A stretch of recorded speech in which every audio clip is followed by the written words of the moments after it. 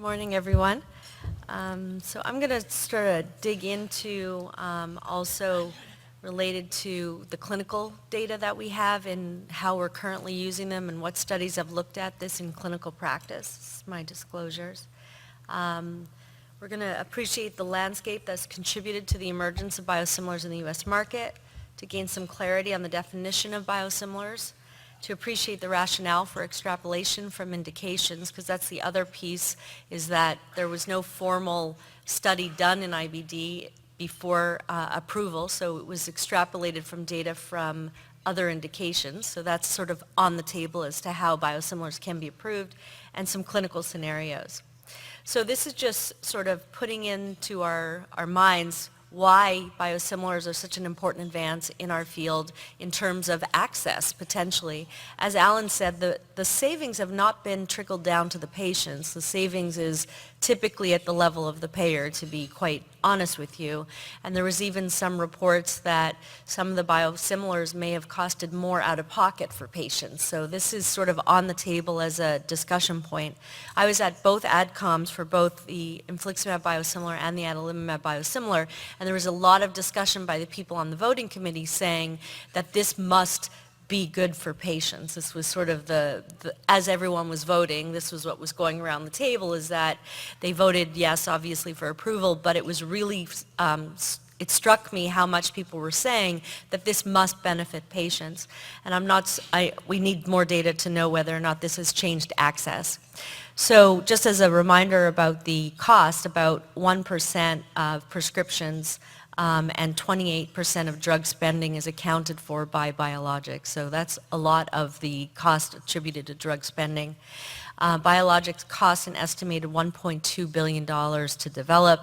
Insurance discounts and rebates obviously are confidential to us, and there was this concept of really bringing out maybe a 30% potential savings by switching.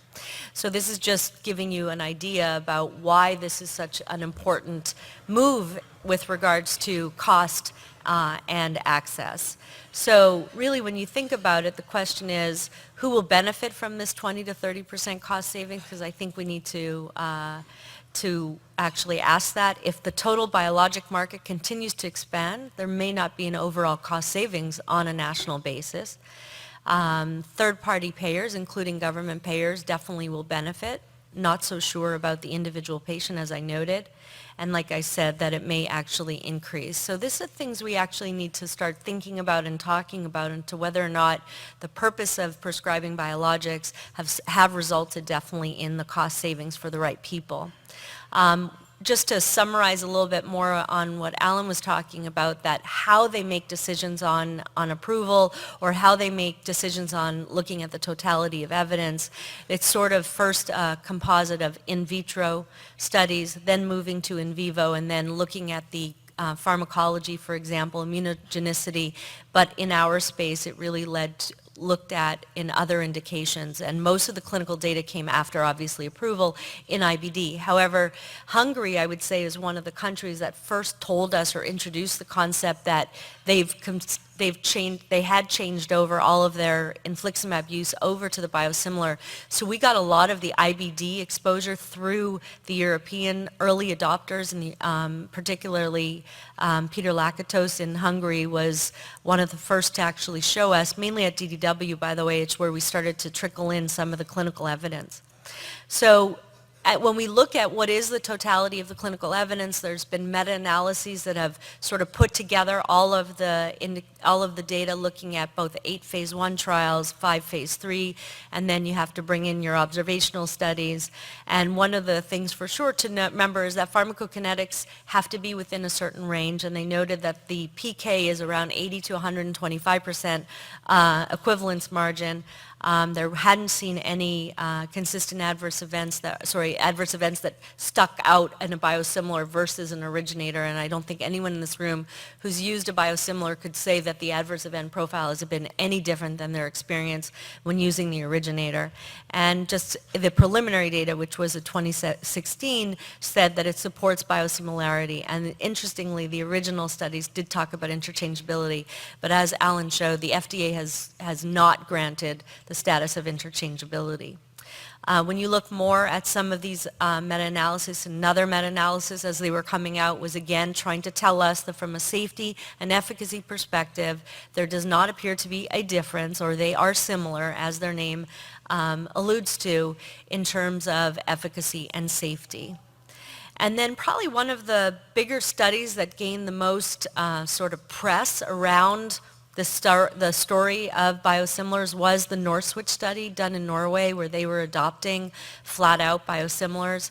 And they did a study looking at a conglomerate of immune diseases. This was just not IBD. I'll tease out the IBD. And also the outcome was very soft. It was basically disease worsening using whatever clinical disease score that disease indication was about. So sort of light on hard outcomes, but it is what it is, and this study was sort of been one of the most quoted studies in our space as it relates to switching. So this is the Norwich study design. Essentially, they took patients who were on maintenance on the originator, infliximab, and then they randomized them to stay on the originator or switch to a biosimilar. And that's what they called the intervention period, and there was 482. And then what they did after that is they actually switched them. The originator group that had maintained on originator was switched to the biosimilar group, and the biosimilar group stayed on their biosimilar. So this was trying to get everybody onto a biosimilar and seeing whether or not the switch from being well on originator to biosimilar did anything. And then a second switch after you continued on your originator to see if longer time frame on the originator did matter when you switched. So that's basically the outcome of interest. What you can see here is actually the fact that they looked at different outcomes, and I wanted to highlight the primary endpoint being disease worsening. And if you focus on the IBD part, you could see it's sort of just HBI, which again, not the hardest outcome we've ever seen in our studies, but again, it's based on clinical, trying to mimic real-world evidence of how we're asking our patients whether you worsened or not. No hard outcome like endoscopy as an outcome to decide that these drugs were working. It was purely based on clinical. And then the partial Mayo, which took out the endoscopic component. So for our diseases, it was purely based on sort of old-school disease activity measurements. But at the end of the day, their point was, if you look at overall, if you look at spondylose, rheumatology, rheumatoid arthritis, psoriasis, psoriatic arthritis, and then you add in the Crohn's and the UC, it looks like the confidence interval crosses 1. Therefore, the concept overall, I'll highlight UC and Crohn's in a minute, but overall their conclusion was switching at any point was not associated with, is my time up? Was not associated with a overall worsening of disease condition. But what I do want to draw your attention to is ulcerative colitis. It didn't look like there was much of a change. But if you notice the Crohn's data, you notice that it just barely touches the sort of the vertical line, and some would say that a difference of worsening, for example, whether or not we can actually say that Crohn's disease was not impacted by the switch. This is a debate that we're going to have forever. It doesn't really matter because biosimilars are in our practice. A lot of us have sort of waved our white flag, whatever our hospitals have been asking us to switch. There's a lot of talk on Twitter, if you were following Remo Paniccioni, trying to actually get non-medical switching sort of stopped in the province of Alberta in Canada. Vancouver had adopted it widespread. So there's a lot of talk about, do we just accept the fact that it is what it is and we are going to be switching to biosimilars, and where can we do some work which would probably be more on interchangeability rather than new starts. In our institution, our hospital said to us, inpatient infliximab is a cost center, meaning it's costing us a lot of money. We are flat out going to change to biosimilars. So, and I think at your hospital the same. I remember Frank making those points. When we looked at, so aside from the primary endpoints, we looked at secondary endpoints, and there was no significant difference. If you look at the various secondary endpoints across the board, there wasn't anything that sort of was like a call out that this switch was not good for our patients with IBD, whether primary or secondary endpoints. And then they had an extension study where they continued to follow these patients over time, and here ulcerative colitis looks to veer away from the sort of zero vertical line. Confidence intervals, however, are very varied from 0.1 to 25, negative 0.1, so it just was not significant. But across the board, there was a discussion about whether or not, really in the end, have we studied it good enough in IBD, and since PK, meaning drug levels, are so critical in IBD compared to any other indication, especially patients with severe colitis, PK is a part of these drugs. There's no doubt about it. And someone with psoriasis does not clear these drugs in any way close to the way that our patients clear it, similarly with rheumatoid arthritis. So the idea being is whatever drug you use, drug levels or concentrations must be an important part of your monitoring strategy. So in the absence of knowing dose adjustment based on drug levels, it's hard to look at long-term extensions and say that it's related to the product as opposed to just related to PK monitoring. It doesn't tell me anything about the products anymore when you look at long-term extension.